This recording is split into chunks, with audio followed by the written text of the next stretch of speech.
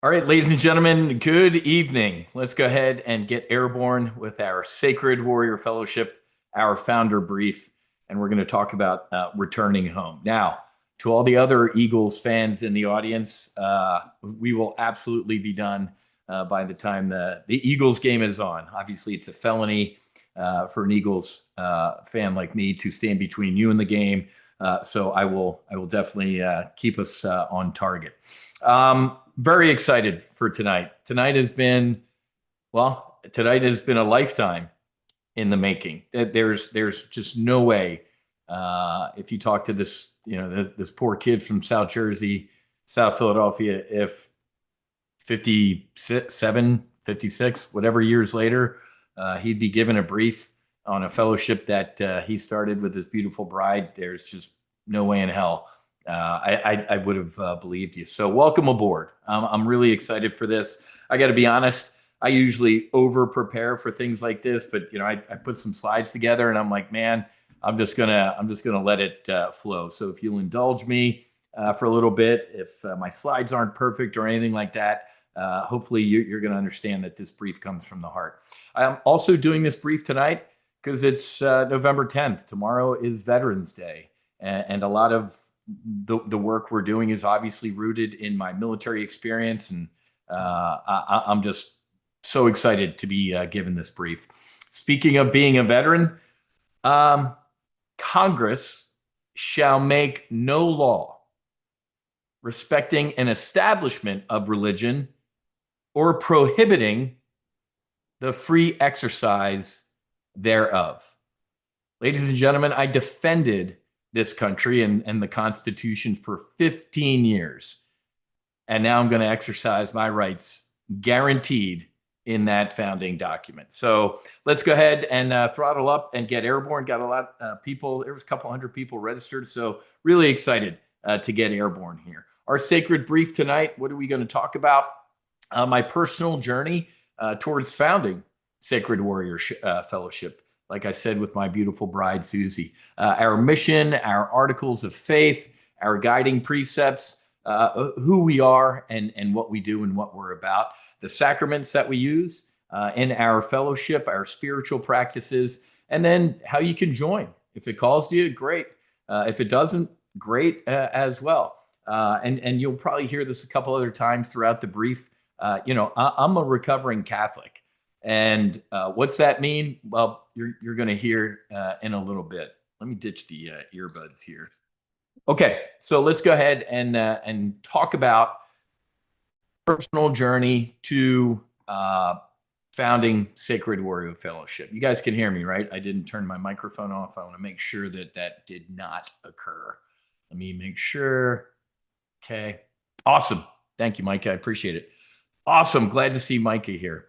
So let's just start at the beginning. Like I said, I was one of six kids born in South Jersey. The upper four, my brother and my three sisters, were born in South Philadelphia. So that's why you hear me say sometimes, hey, I'm from South Jersey, South Philadelphia, because our family, it's 30, 45 minutes down the Garden State Parkway in between where I grew up in South Philadelphia. Irish Catholic family, very Catholic. I jokingly tell people we made the Pope look Jewish. I was an altar boy, Catholic schools, Catholic high school, St. Augustine Prep, all boys Catholic high school. Thanks, mom and dad. I appreciate that. A lot of trauma as a child. I was sexually abused as a child. I was abused. And then my middle sister, Monica, she was kind of the glue. She was right in the middle. And she was a freshman at Villanova University with my brother, John, and my sister, Marilyn. All three of them went to Villanova. They were all at the same fraternity party. And my brother and my sister, Marilyn, said, hey, Monica, we're heading back to campus. You want to come with us? And she said, no, I'm going to get a ride with these folks. Hit by a drunken driver, thrown from the car, and she broke her neck. I will never forget until I'm reunited physically with my sister, and she's on this brief right now, as you're going to hear in a couple minutes. My dad in the middle of the night, screaming at the top of his lungs. It was an absolute horror. So that really defined my childhood. And what do some folks in this country do after really bad childhoods? Well, they go in the military. So I knew since a young age I wanted to fly fighter jets off of aircraft carriers, and that's what I did. I studied hard, and my dream came true. So I flew the F-18 Hornet for about 15 years for the United States Navy. I got to graduate from the Top Gun adversary course. I did 2 cruises to Iraq on the Abraham Lincoln and the Kitty Hawk, and put in a lot of work.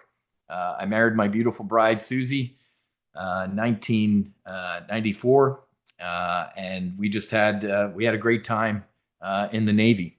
Ups, downs, lefts, right, sideways. Had our 2 initial children, Bowser and Scooter, and kind of living the dream, or so I thought. Flying fighter jets is incredibly physically demanding. I would fight the jet on the edge of consciousness, pull 6, 7, 8 Gs and gray out. Literally tunnel vision, folks. I'd lose my vision, but I could still move my hands and talk on the radio. I knew, because if you've ever passed out before, you know that your vision's the first thing to go. I'd fight the jet on the edge of consciousness, right? Pull 7, 8 Gs on the edge of passing out, and then I would unload the jet. What does that mean? Push forward on the stick to get negative Gs, to accelerate, to get airspeed back on the jet. So you're going from pulling 7, 8 Gs with the blood leaving your head to stick full forward with the blood all the way squirting back up into your head. The human body is simply not designed for that. And then if you're sitting in your driveway, imagine a crane lifting you up to the 2nd story and dropping you. Hundreds and hundreds of car crashes I experienced as a fighter pilot. So pulling Gs, car crashes, catapult shots. Turns out the Navy knew about this. Turns out the Navy kind of kept this all hidden. Why? Well, the Navy needs Top Gun and Maverick, Wiz. We need Tom Cruise. We need recruiting posters. We need fresh bodies. Now, some people are like, well, Wiz, even if you knew all that stuff, you would have done it. Yeah, I would have done it. But maybe I would have been prepared for what started happening to me. Maybe I could have said, you know what? Maybe it's due to this stuff that they warned me about, instead of suffering in silence, which we'll talk about. Other people might not do it. If the Navy was honest, like, hey, you know what? You could have some brain injuries and a lot of stuff could go wrong with you. Maybe some people would choose not to do this. So, it's interesting, social media people, people would talk on social media the way they wouldn't talk to you in person, but, people, you would have done it anyway. Yeah. Well, I'm speaking for me. I'm not speaking to everybody. So a lot of stuff was happening. In 15 years of flying fighter jets for the United States Navy, I lost 16 brothers. 16 mishaps. Gone. On my first workups, getting ready to go. We hadn't even turned west to go towards Iraq and the Persian Gulf, and we lost 8. We lost a Prowler, a Tomcat, a Hornet during workups. I'm like, holy crap, this is the start to my Navy career, man. A lot of trauma. And then along the way, I get out. In 2000, I'm going to go be I won the lottery in 2000, folks. What was the lottery in 2000? Go be a rich airline pilot and fly fighters in the reserves. I won the lottery. I got picked up to fly F-18s out of Naval Air Station Fort Worth and left FedEx to go to American Airlines. On the morning of September 11th, I was packing for my first trip as a pilot for American Airlines. My bride came in and said, you better come look at the TV. Plane hit the World Trade Center. I'm like, I'm busy, woman. I'm packing. Bad weather, small airplane. And she just had a look on her face. I'm like, okay. And then I saw what everybody else saw. Beautiful day in New York, not a cloud in the sky, big smoking hole. And as I stood there going through my mental aviation checklist of how that could have happened, next plane hit. I immediately knew we were under attack, pushed my American Airlines uniform, still in the plastic from the cleaners, out of the way. I jumped into my flight suit and I broke the land speed record getting out to Naval Air Station Fort Worth. They closed it, went to a combat posture, and me and Gruff, another F-18 buddy that made it out there, we made it out there, and we ran next door to the F-16 squadron who was tied into NORAD, and we briefed up to man a combat air patrol. So I went from potentially flying in an airliner that day for the first time to shooting one down, to shooting down you, to maybe even shooting down a best friend. Out of the 18 guys in my reserve squadron, I think 15 of them were airborne. They were all airline pilots. Imagine being ordered to shoot down an airliner flown by your best friend, let alone hundreds of Americans. A week later, I was furloughed. What's that? That's a polite airline term for laid off. So I lost my job, my health care, and all that stuff. So what did I do? Went to Wall Street. When I was on active duty, I taught myself how to trade stocks and options. And man, I felt like Eddie Murphy in Trading Places, right? Went up to Chicago, and I left a fighter squadron where you trust the men and women in that organization with your life, or they're just not in that organization for too long. And I went to a Wall Street firm, folks, where the focus of I'm not joking when I say there was people who would probably push their own mother in front of a bus for a buck. It was disgusting. Chasing money. I got separated from my bride, my God, my kids, drugs, alcohol. I was spiraling the drain, man. And it was not good. I will tell you personally, some of the most miserable people I've met in my life are the richest in money, not in what's inside. So I'm a beach guy. I'm a Navy guy. You can keep Chicago, man. I need sun, sand. So we moved down to South Florida in 2010. I started my own financial company to teach people how to trade. But along the way, started getting phone calls, texts. Hey, Wiz, did you hear that Swede, one of my best friends, killed himself? Beautiful bride, 5 kids. He was a groomsman in my wedding. It was devastating. 4 suicides. So in 2020, God takes care of fools, drunks, and sailors. I timed the market pretty good with the COVID crash, the market crash due to COVID. And I said, you know what, Susie, we got to do something about veteran suicide. And I stood in my home office looking at the whiteboard going, how do you keep a veteran from killing themselves? Help them write a resume, pay the rent, buy them a suit. I was clueless. And then God put a person in my life that said, hey, there's a group of Navy SEALs that go down to Mexico and they do psychedelic assisted therapy to heal their trauma. And there's a really cool group going in a couple weeks. Would you want to go? And I said, man, go to Mexico and do drugs with Navy SEALs. It sounds awesome. I had no idea what I was getting into. And I thank God every day for everything that happened after that. I went to Mexico with 4 great Americans. That's Navy SEAL Marcus Luttrell. If you've ever seen the movie Lone Survivor, that's Marcus Luttrell. If you've ever drank Black Rifle coffee, that's JT. That's Jared Taylor. That's JJ. He was a teammate. He's a Navy SEAL teammate of Marcus. And then if you're a football fan, that's Robert Gallery. He was an All-American at Iowa, and he played. He was a linebacker for the Raiders for ages. We're going to talk through this, but this was without a doubt the most spiritual experience of my life.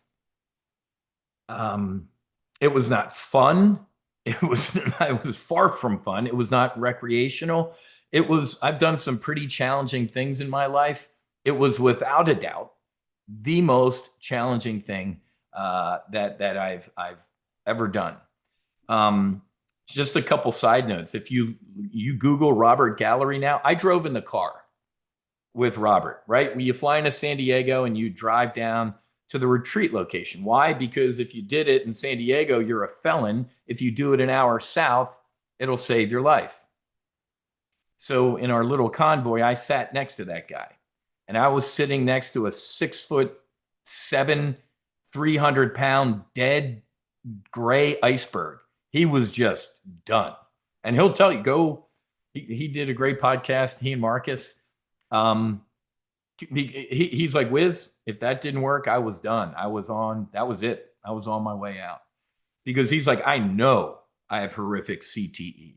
I'm going to fast forward because he has started his own foundation to get the sacrament we're going to talk about, ibogaine, to football players to heal their brain trauma. He is a different human being.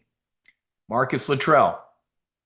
Wiz, I was on 15 meds, man. 5 to wake up, 5 for lunch, 5 to go to bed. He hasn't taken a single medication in about 5 years. JT, JJ, similar type of experiences.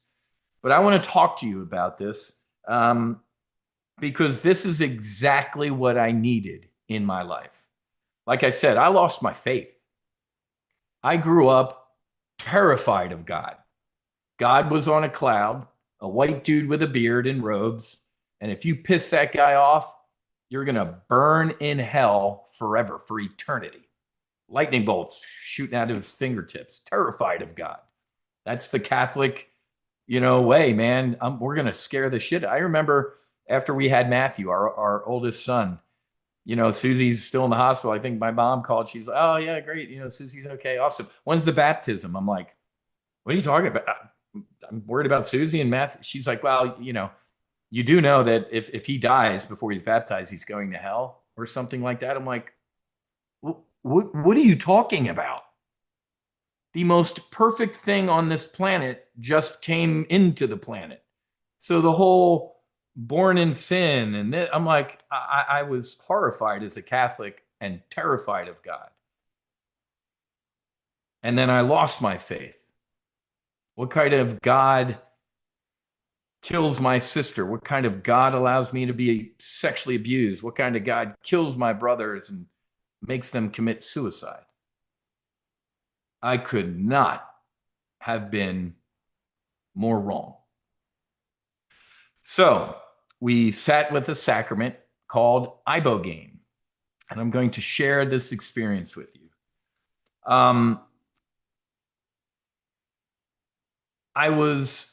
If I can break it up into halves, the first half was a tour. I didn't know who was giving me the tour. And folks, the sacrament of ibogaine, it's a waking dream, right? Eye shades on, lying on my back, eye shades up. There's Marcus, and okay, there's the nurses, eye shades back on. So you're wide awake. The first half of this experience was a tour. I got home and I told Susie, I don't have to travel ever again. And she's like, what are you talking about? I said, I saw everything. I saw everything. Now, in hindsight, I know who was giving me the tour, but let's just say this, I'm not kidding, folks, when I say I saw everything. And after seeing the incredible beauty of everything, it stopped and I was in space. Not terrified space or whatever, but just kind of there. And I got this message of, look at all of that. Look at all of that beauty that I've created. And I made you. And you are such an integral part of all of this. It would not be the same without you. And as I'm getting this kind of message, I look up, man, and the brightest, whitest light was right there. And it just emanated love, compassion, forgiveness. And I just felt it. Are you God? And there was no words. It was all energy. God didn't have a mouth, or it was just, yes. And I just fell to my knees. I felt so embarrassed to be in his presence. I said, I'm a drunk. I'm a horrible father. I'm a horrible husband. I can't even. And Never forget this. With a wave of whatever it was, man, it was gone. It was gone. And he said, Matthew, I don't make imperfect things. I got that stuff. That's not yours to carry anymore. Now rise and let me show you what you can do. And folks, in that moment, I don't use this phrase. I never use this phrase in my life. I do now. I was born again. It was the most incredible. I just, I had to, when I got home, I had to learn a new SAT word, ineffable. I will fail in this brief. I have failed for the past 4.5 years to convey what I experienced and what I felt. It was funny because after that I said, God, well, where have you been? And it was lovingly. I took it the wrong way. He said, I have always been. Where have you been, my son? And it was lovingly, but of course I took it like, oh man, that's so true. And then it's funny because I got into a loop with God. I said, wow, you've always been. Wait, that makes no sense. I said, who made you? And God is always loving and kind and patient. He said, I have always been, and I will always be. I said, no, man, you're not listening to me. Who made you? One more time. Matthew, I have always been, and I will always be. And I said, no.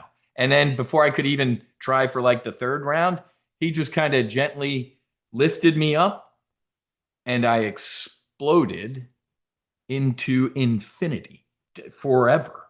I know that makes zero sense to you. It was infinity, and it was only now. There is no such thing. I'm the guy that lies in bed at night now watching YouTube channels about space time and everything like that. Why? Because it's the truth. A couple days, I'll fast forward real quick because a day and a half later, I sat with another sacrament called 5-MeO-DMT.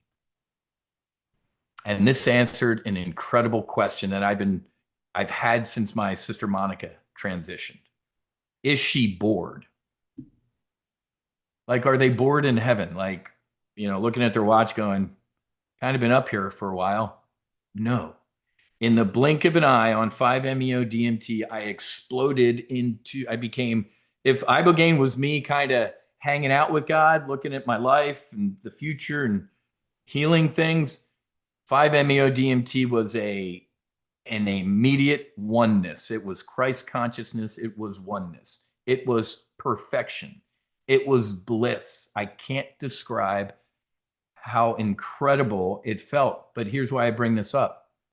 There was no, hey, this incredible feeling's been going on for 5 minutes. When's it going to end? There was no, hey, I wonder when it's going to, is this going to be another? It was now. And now was forever. I'll never forget in my, at dinner that night, they're like, hey, do you remember one of the first things you said when you came out? I'm like, no. You said, I can't wait to tell Susie I love her forever because I finally know what forever means. Absolutely incredible. One more thing on the Ibogaine, and then we're going to move on. I went in with 5 intentions. I wanted to sit with the sacrament, and I had 5 intentions. I also had 5 questions. So I don't know if it was towards the end, wherever, but I'm just going to relate an experience with God. It was kind of like, all right, man, you good? You good? And I was like, yeah, wow, I got it. There's nothing to worry about. You're right here. And all of a sudden, my sister appeared. My sister Monica appeared. And she was angelic. She was perfect. And then my dad, who had died of a heart attack years after her, he died of a broken heart. I remember years later sitting on the couch watching Matthew and Jack play with my dad sitting next to me. He knew what I was talking about, obviously, because I looked at him and I said, Dad, how did you do it? And he said, when they lowered Monica into the ground, I wanted to jump in after her. But I had you. And I couldn't remember him really being happy ever again in his life. So right next to Monica, my father appeared. And he was so happy. Young, happy. Um, and I was at peace. I hadn't felt that peace since I was a child, I guess. Uh, and then they started to leave, and it was a horror. I was calling out. I'm like, please don't leave me again. And they came back, and they smiled at me again. And as they started to leave, this time I watched them. And they went into the trees, they went into the sunset, they went into my family. They never left. They're right here as I talk to you.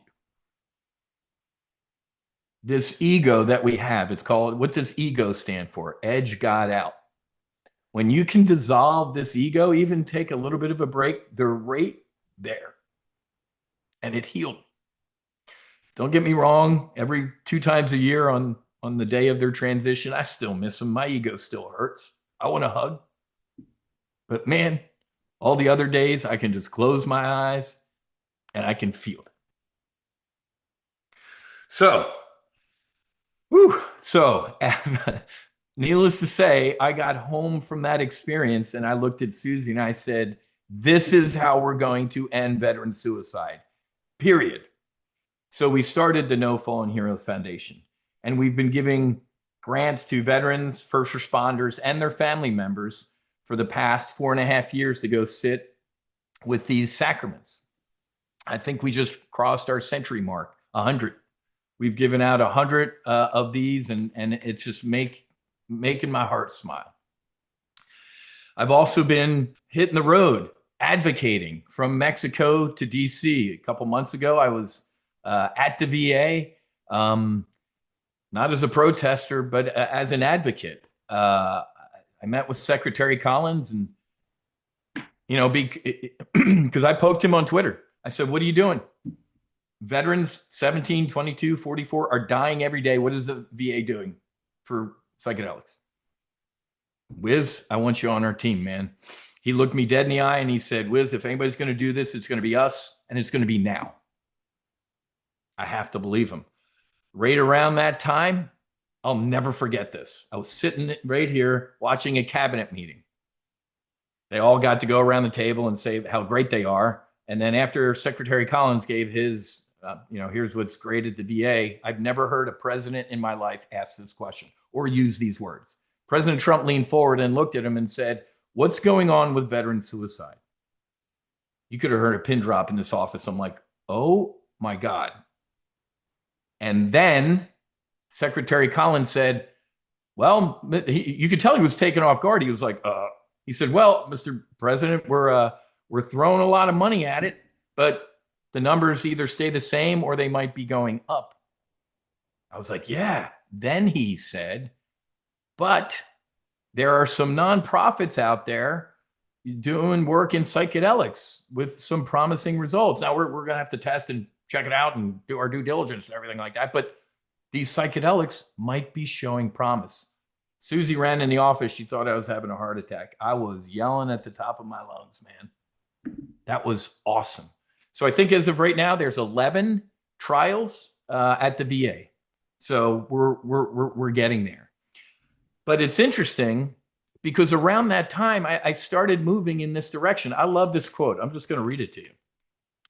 They proved to me by convincing reasons that God doesn't exist. Afterwards, I saw God, for he came and embraced me. And now what am I to believe? The reasoning of others or my own experience?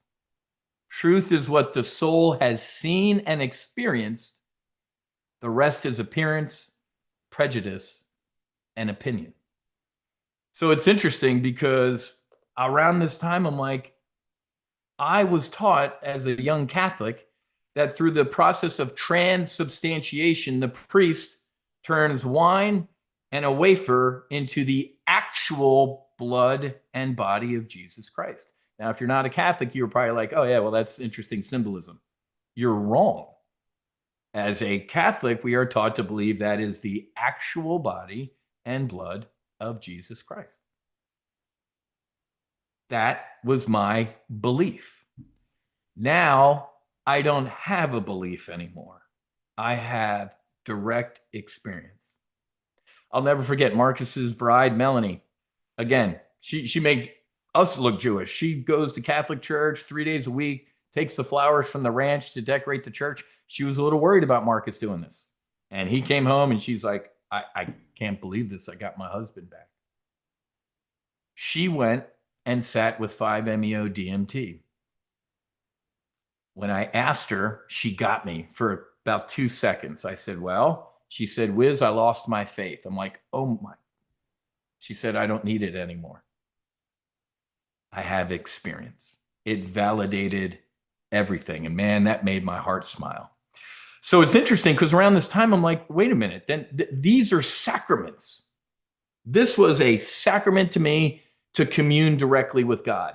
Ain't no pope, ain't no rabbi, church, anything in between us. How about direct communion with God? I got to be honest with you, folks. That's the way it used to be, and we'll get into that. So around that time, man, I'm like, you know what? There are entheogenic churches in the United States, and that's what I am going to do. It is time to heal our heroes at home. Not in Mexico, not in Costa Rica, not in Puerto Rico. This country was founded on religious freedom. I defended this Constitution, and now I'm going to exercise my rights. So I'm going to give you the book definition because you probably, well, what's an entheogen? You ready? Entheogen, a naturally occurring sacrament used in sacred ceremony to generate spiritual insight, healing, and direct communion with the divine. Now, Mike is in here. I'm not going to go look at all the other names, but I asked some of our recent folks who have joined Sacred Warrior Fellowship who did some healing to come to the brief tonight. You all, whenever it calls to you, you guys can type stuff in there or testify or whatever you want to do. But the word entheogen, let me read you entheos, Greek, full of God, inspired, the divine within. That's what entheos means. Genestasi, to generate or bring forth. So when you squish those two words, entheogen, it's to generate or bring forth the divine within, the God within. That's what, if you want to sound smart at parties, like entheogen. Because I got to be honest with you, I've been doing this for what, 4.5, 5 years? The word psychedelic still makes my head turn sideways. Grew up in the 80s, man, war on drugs. You do these things, you're going to jump off the roof of a building. It was a lie. An absolute lie. These sacraments, ladies and gentlemen, have been used for millennia, thousands and thousands of years, period. Organized religion came in and stomped them out, right? Because women used to be the priestesses, right?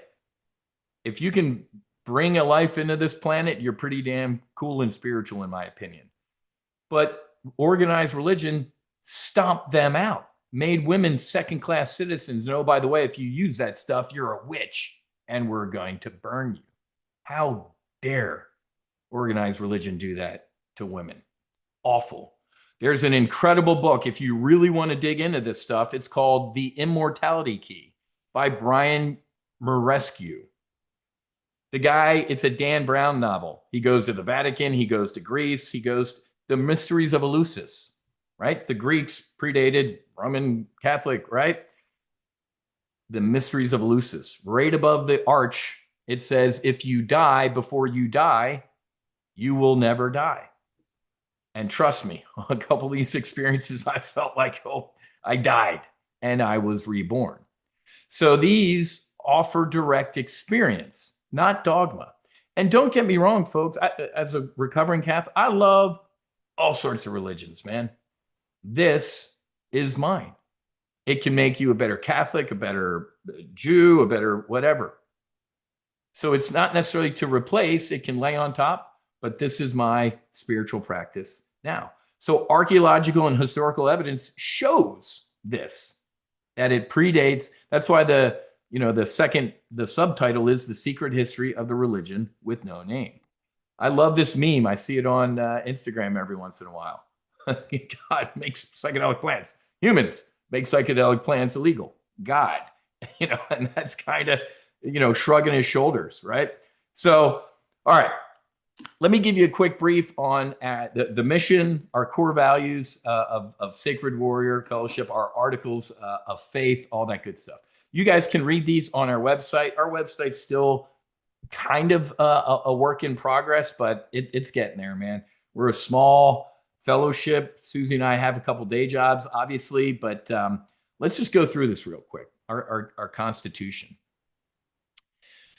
We are the founding stewards of Sacred Warrior Fellowship, established this Constitution to affirm the divine calling placed upon our hearts, to remember, reclaim, and reconnect with God through sacred ceremony. We're a fellowship of warriors, seekers, healers, devoted to awakening the sacred within, not through belief alone, direct communion with the divine. What's our mission? Create a safe, reverent, and sovereign space where individuals, especially veterans and those who carry burdens of service to others, first responders, or families, can experience spiritual rebirth and divine healing through sacred ceremony and sacramental communion. We believe that each soul is born whole and holy. Trauma, addiction, grief, ego, separation are illusions of this world, not flaws in God's design. I told you, God said, Matthew, I don't make imperfect things. God does not make mistakes. We exist to help others remember who they truly are, sacred, worthy, and deeply connected to Source. Every retreat I go on, folks, before we sit in ceremony, I remind these veterans, first responders, family members, you are not broken. You might call yourself broken. You might physically feel broken. You're not.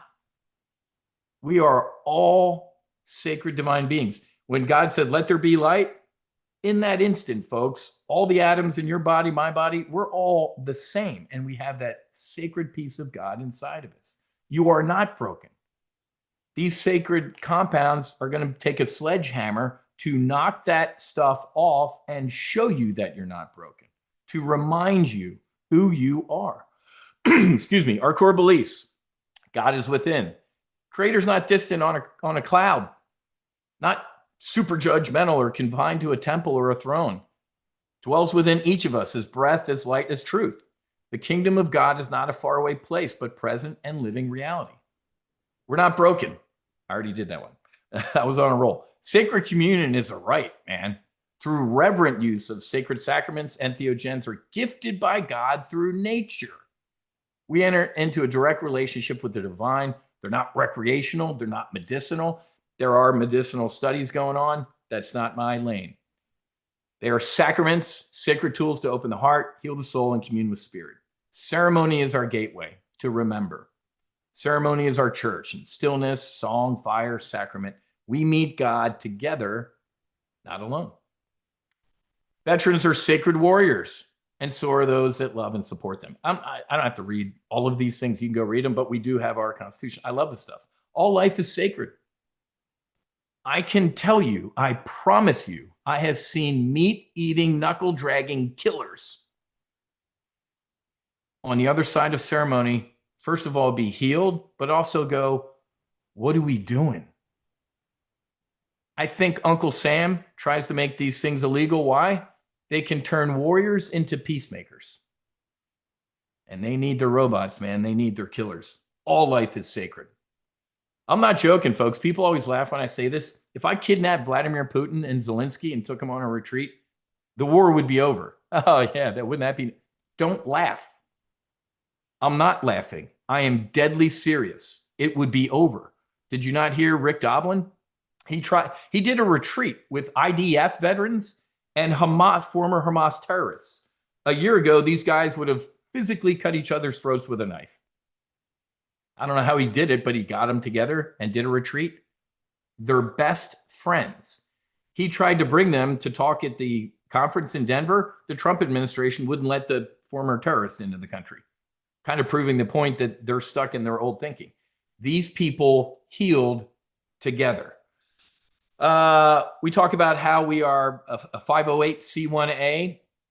No government, agency, or institution may stand between a soul and its divine creator, period. Don't even get me started. Membership's open. Anybody? And then we go into some other stuff here. There's also, because I want to keep you guys on time, our guiding precepts on here as well that you can go through. I love this quote from the Gospel of Thomas, and I get people who are like, oh my God, you're a heretic. I read everything now. I was no Bible beater in the past, man, but I got home and I'm like, oh, I got a lot of catching up to do. But whether or not you accept these other potential gospels or not, whatever. I love this. The kingdom of God the kingdom is inside of you, and it is outside of you. When you come to know yourselves, then you will be known, and you will realize that it is you who are the sons of the living Father. So you can go through this stuff and our statement of faith on here as well. Because a lot of people are like, hey, what do you believe? I'm like, it's all right here, man. I have worked on these, my beautiful bride, and it is that I have poured out literally my soul into these things. So when you get a chance, you can do a drive-by and read all that stuff on your own, because I want to keep everybody on time here. So our commitment to spiritual growth and healing. We focus on nurturing spiritual growth through intentional and guided practices. We have stewards that are trained, and man, it's just everything that's come together is just absolutely incredible. Safe, supportive setting. I treat these like a combat mission, folks. You get a brief. We'll hold space. You do integration. These ceremonies are sacred and they are not taken lightly. No recreational. You're not taking anything home. You're not doing anything like that. It is at our church, and it's absolutely incredible. Responsible use. We obviously have our legal standing as a 508c1a and the First Amendment. And it's incredible to me. I remember, what's the court case? I forget the court case. Somebody was going after the American Indians for using peyote. And they had to go to court. The American Indians were like, by the way, we were here first, in case you forgot, and we've been using these sacraments to commune with God. And the Supreme Court's like, yeah, great point. So ton of court cases and stuff like that. Many of you saw that I was at Harvard Law last week talking about this with the Harvard Divinity School people, the Harvard Law School folks, there was legislators there and everything like that. It was very cool. There's no way in hell I thought a poor kid or fighter pilot from South Jersey would end up speaking at Harvard Law School. But, this was awesome. Like over the summer, there's a entheogenic church in Utah that uses psilocybin, one of our sacraments, in ceremony. What happened? The Utah Attorney General and the county prosecutor and cops, they raided this church. They arrested the guy, seized his sacrament. I read what this federal judge said, and I was him in the battle, him in the republic, man. I was humming it. This judge, she took a flamethrower to the government. How effing dare you immediately release him, give him his sacrament back, and he can sue you for violating his constitutional rights. How dare you? This 30-page decision from this federal judge, I had tears in my eyes. First of all, how dare you, government? If Tom Cruise can zip around believing in his spaceship and all sorts of other stuff going on, how dare you do this? So I did a podcast on this. I'm like, Benjamin, get my musket. Because, and obviously, so it's incredible. Now the guy's suing remember, folks, if somebody in the government knowingly or should know that they're violating your constitutional rights, they lose their qualified immunity. So I'm like, so this was incredible. Because if you're wondering about the legal landscape, I'm like, oh my God, man, apparently these people can't read the First Amendment. And that's what this federal judge said. So it was absolutely incredible. So yeah, going up to Harvard Law School, advocating for this stuff. If you watched the live stream, apparently I was on fire. because I'm very passionate about this, folks. I am absolutely so passionate about this. Again, no way on God's green earth you could have told me a year ago that I'd be starting a fellowship and doing this, but I thank God every day that that is in fact going on. Our sacraments and spiritual practices, we sit with different medicines currently. Well, we use Hape and Sanaga to do some grounding. And then our current sacrament is psilocybin. Some of you know, if you're a Top Gun Options member, I want to do a study with Doc Martine from the Mission Within, 5-MeO DMT. We're going to take 10 women from the Camp Mystic disaster. Everybody remember Camp Mystic, the floods? Some of them are survivors, some are moms, some are first responders. So this is why I did a lifetime push to raise some money for our fellowship, because these studies aren't cheap. But we're going to use 5-MeO DMT with these 10 women with the Camp Mystic. So psilocybin, 5-MeO DMT, Iboga, and I want to do Ibogaine.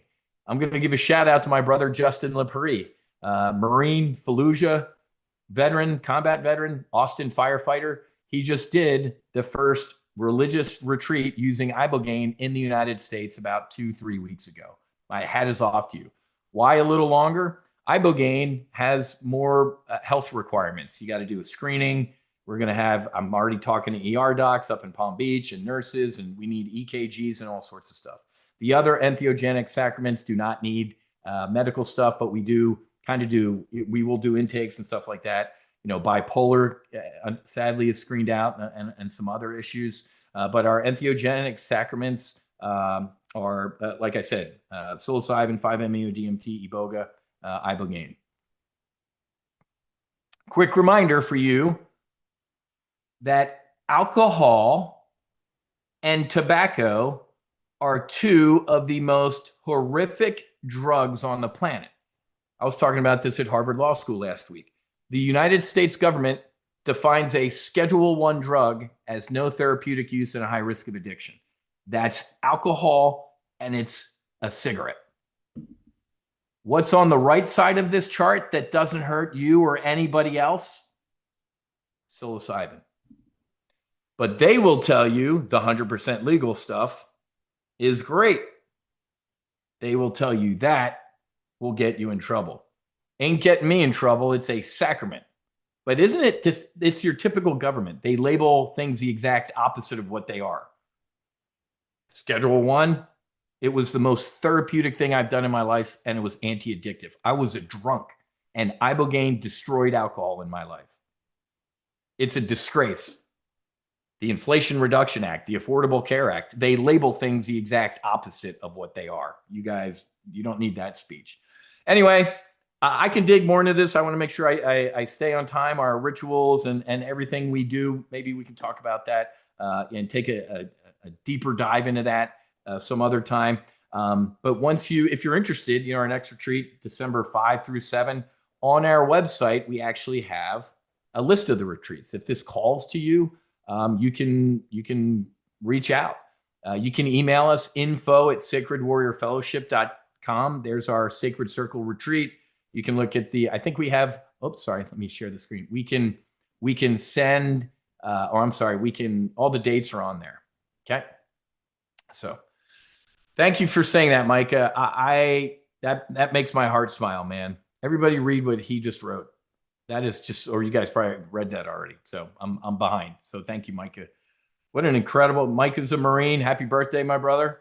Marine Corps birthday today. Everybody wish Micah happy birthday. But he just did some incredible healing. Micah, I hope you're not going to care that I say this. Micah brought his Bible into ceremony. I love that. That was beautiful. He was sitting up halfway through ceremony, and he had that Bible open. And he was moving his finger through the pages. Micah, what were the words that you were reading over and over again? Micah was kneeling and he was reading something. It was so beautiful. It was so absolutely beautiful. Over and over again, I am enough. Brings a tear to my eye, brother. I remember watching this. I'm like, man, he's doing a lot of reading. I couldn't even focus on my hand, and Mike is over there reading his Bible. That's what he was reading. How incredible is that? And again, he's a very religious guy. And I love the very, very religious people sitting in ceremony because they say it validated, right? Just like I said with Melanie Luttrell. So a 508 C1A, folks, I remember being an altar boy and having to take the collection plate and all that type of stuff. I remember passing the plate, and I remember my mom and dad like going through my dad's sport coat pockets from work to find change and stuff like that because we didn't have that much money. But oh, look at that. God transformed the message for, I love that. 100% validation. Micah and his beautiful bride, they have 6 kids. My God, you got to meet Micah, man. If you come on a retreat, maybe he's going to come and hold space and put the ladder down and help some folks. So anyway, a fellowship is, oh yeah, Dr. Lance. I love Dr. Lance out in Colorado, man, and his fellowship out there. And you know, it's incredible. We're all one team, one fight. We send a ton of people out to Doc, and I think he's actually sending, us some folks as well. But hey, real quick, if you want to join as a member, right? Because we do need donations. Susie and I have been doing a lot of, we've been keeping No Fallen Heroes airborne. So this has got to be a labor of love. If you would like, in order to join us in ceremony, you obviously have to join the church. It's only $99 for a year. That's it. But we are going to, we have a little sacred circle offering. It's only $49 a month, or you get, a little bit of a break if you do it on there. It lists everything on here. We're going to start doing Thursday calls, a live Thursday, a sacred brief. We're going to have people, it's also going to be used as an integration call. We're going to have some of our veterans and civilians who attend these retreats come and share what Micah just did. Okay. I'm going to be talking, not that this is scripture or anything like that, but man, when I reread the first like 11 or 12 pages of my chicken scratch. Oh, well, it's right here. Cause I scanned it. Not that it's kind of scripture. This is what I wrote. Let me share this with you and we'll end on a high note. This is what I wrote in my journal before sitting with Ibogaine 4.5 years ago. Lord, bless me with the strength and wisdom, the power to rediscover, to be a better father, husband, friend, mentor, philanthropist, and human. Allow me to finish with finesse, to leave this temporary space having made a difference, ending pain, sadness, guilt, and depression with me, leaving instead happiness, joy, and hope to those behind. Amen. What did I write a couple days when I got back to the United States? Answered. So I'm gonna share a lot of this stuff on those Thursday calls. So we're gonna have a sacred brief. You're gonna get ceremony and merch kind of discounts, preferred sacrament offerings. You get early access to the retreats and our access to sacred manuals and scripture. So this is how we raise funds, is going to be through kind of these little membership levels here. So if you want to join our Sacred Warrior Fellowship tonight, you'll get access to a newsletter and all sorts of cool stuff. It's only $99 for a year, folks. $99 for a year. Or if you want to step it up a little bit and get a lot of other cool stuff in our fellowship, it's this. And I hate talking like this, man. It's like righteous gemstones type of stuff. But that's how churches, I was talking to Susie. She's like, I guess this is what, instead of passing a collection plate like at St. John's in Boca Raton, have, people join, different membership levels here. So I would love to help. Yeah, the merch is awesome. It is so cool. There's Jeff. So Jeff was one of our civilians that just joined us. Everybody look at what Jeff said. Thank you for writing all that, Jeff. That is awesome. Simon, that's Dr. Lance. If you want to connect with Dr. Lance, I can hook you up with him. But everybody, take a couple seconds to read what Jeff wrote.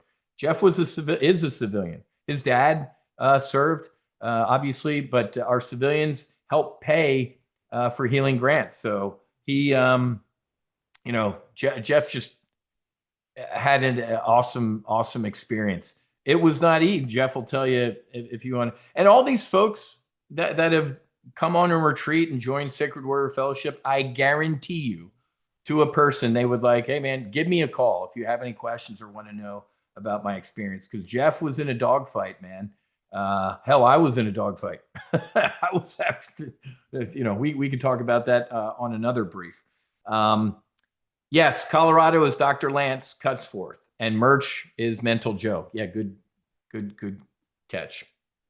So those are our membership levels. We might have like an inner circle eventually. Somebody was saying like, hey, maybe, do an inner circle that gets 2 retreats a year included. I'm like, okay, let me just launch it with the basic stuff right here. So that's all on our website.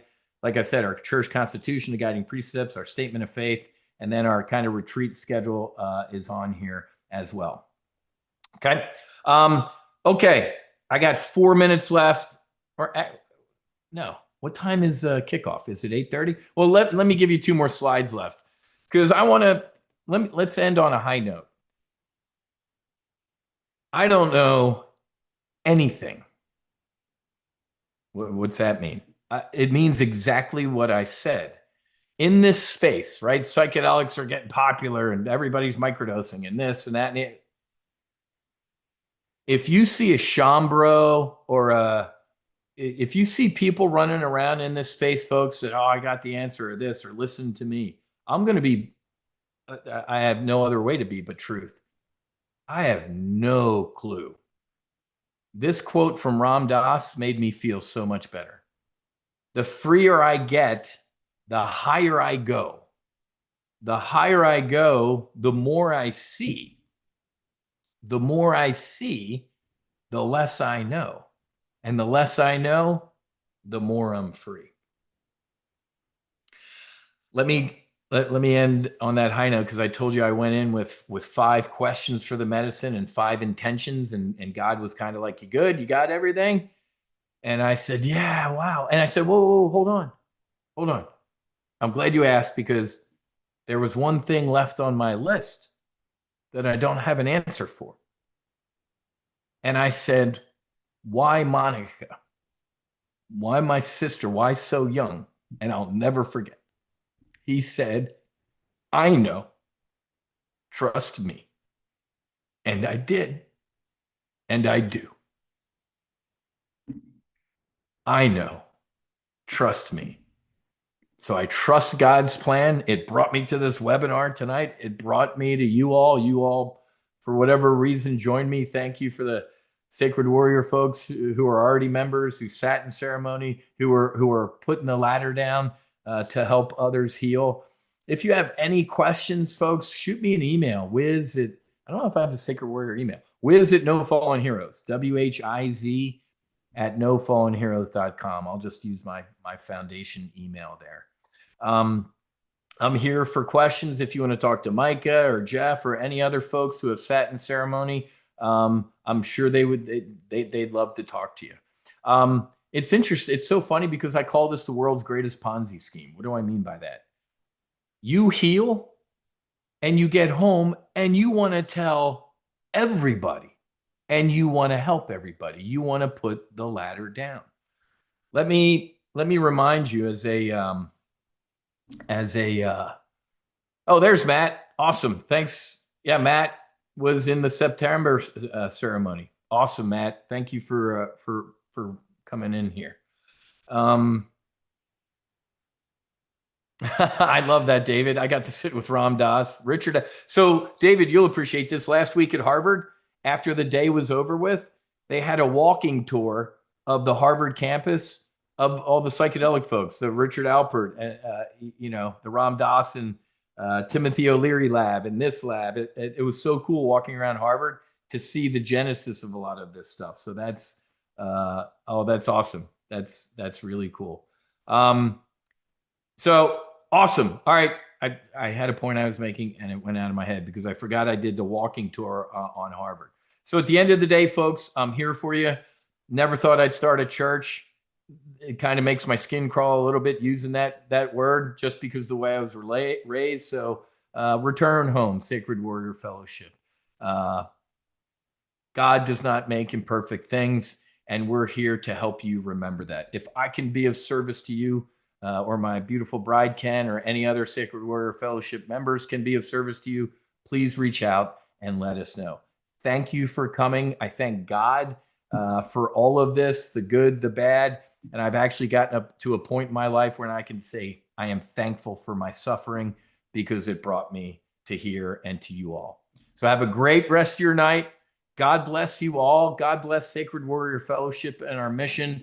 God bless all the people who are suffering, who need help. And I pray that they reach out. Okay. Oh, and go Birds. Have a great rest of your night. Fights on. Namaste and Basi Basi. Wiz out.